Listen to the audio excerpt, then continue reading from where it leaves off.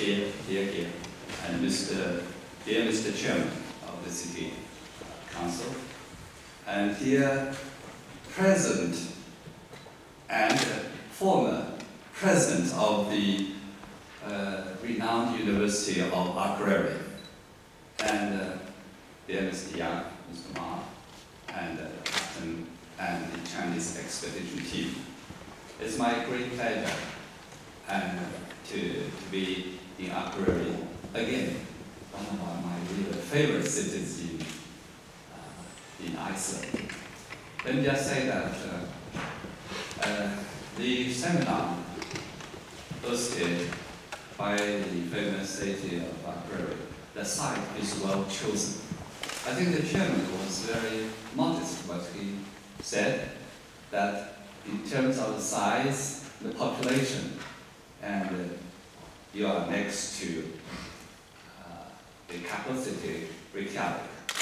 However, I would like to share my thought with you.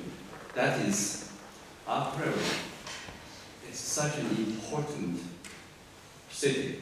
It really occupies a pivotal point in the future transportation linkage between the east and the north. In the future, now this time with the pioneer and historic voyage of Xuelong, the Chinese icebreaker. And this voyage has shortened the distance between Iceland and China at least by 1/3.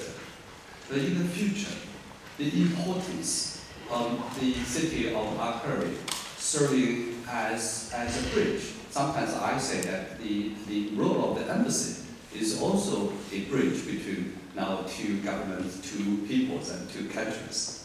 So your role as a bridge between Asia, between the Far East and the North and Arctic region, your role is second to none. Well, let me also, with this opportunity, let me just brief you with a few things about the development of positive friendship and cooperation between Iceland and China. Let me only cite 3 brief examples.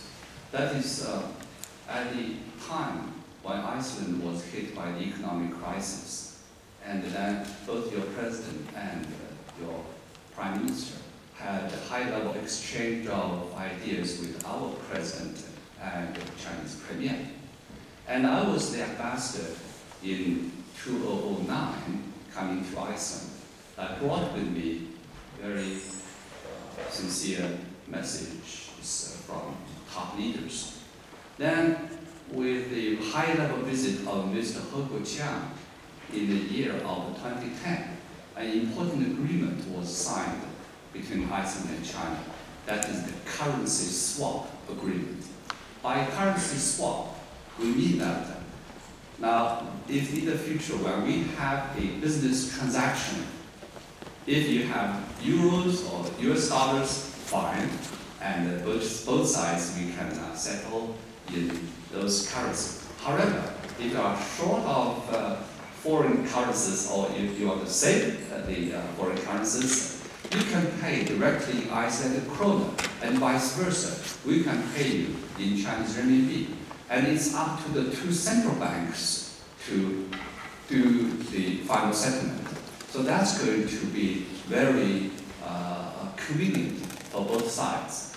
And the total amount is $500 million US dollars in a period of 3 years. However, if the money is not enough, the agreement can be extended. So 500 million years in 3 years' time, guys, just go ahead and spend money. And this is going to be, I think that as the president of Iceland rightfully said, he said 500 million US dollars can be quantified. However, just at the time when he said Iceland, when we looked around, we didn't see very many friends. China and sent a delegation here, we exchanged this the currency, we worked out this agreement. So the friendship, the trust, and the support to each other, and the timing cannot be quantified. And another thing I might mention is that, Iceland may not be that rich in oil reserve or gas or coal, because Iceland was formed in the process of eruption of volcanoes. However, God is fair. You're rich in geothermal and hydraulic resources. Therefore, and China and Iceland, we have worked out a national, it's a joint venture, national level, geothermal cooperative entities. It's like a big company. Now we share the estate. Now that to say that now the company is now progressing very well, and it's making good money. Now in China, first when you fly from Reykjavik or Akureyri here to Xi'an, the ancient city with the terracotta warriors, that city, very famous. And when you enter the airport, you'll find that all the airports heating, you'll find the apparatus very familiar, because that's Icelandic technology. We use geothermal equipment to provide heat to the airport, 3 universities, and a large area in central China, and in Hebei province, Shanxi province, and in Shandong.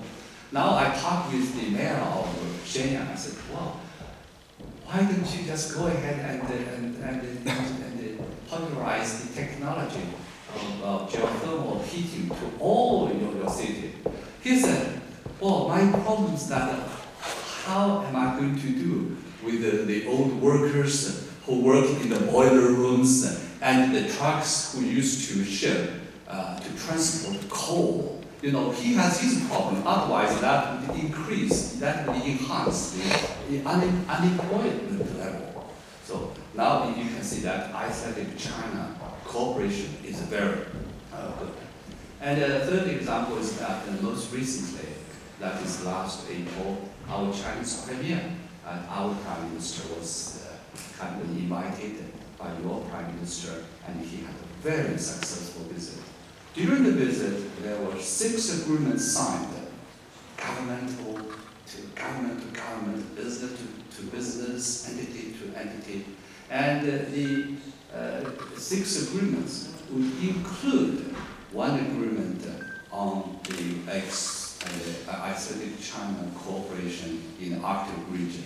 Henceforth, and this current visit by the Chinese icebreaker Xuelong is actually a following up of the bilateral agreements reached. And then you are going to talk about the solar, oral side. And then these would all be very good developments in the scientific cooperation between Iceland and China. Well, also, I would like to say that Iceland and China, although we are so far apart, actually we share one world. And China is not an Arctic country. We are appreciative to Iceland for the kind invitation, because the invitation for the Chinese icebreaker Xuelong to come to Iceland came from no other than the President of Iceland. Last year, normally, at the national day, on the national day of each country, the president of that country would send a congratulatory message.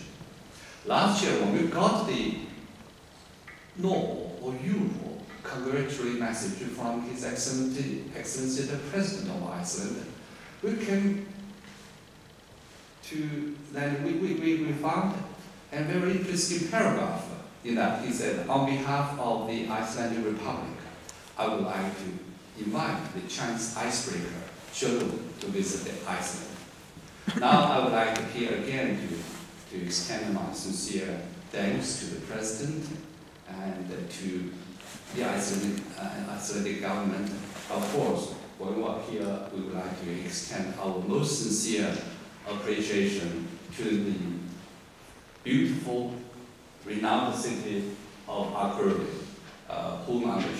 which I'm sure in the future, in the linkage between, you have not only the scientific research units, you have the federal university here, and you also have so many important businesses in Akureyri. And I think in the future, linkage between the Asian continent and far east and the north. The importance of Akureyri, I like to emphasize again, is second to none. And with this, you accept my most sincere appreciation once again. Thank you very much.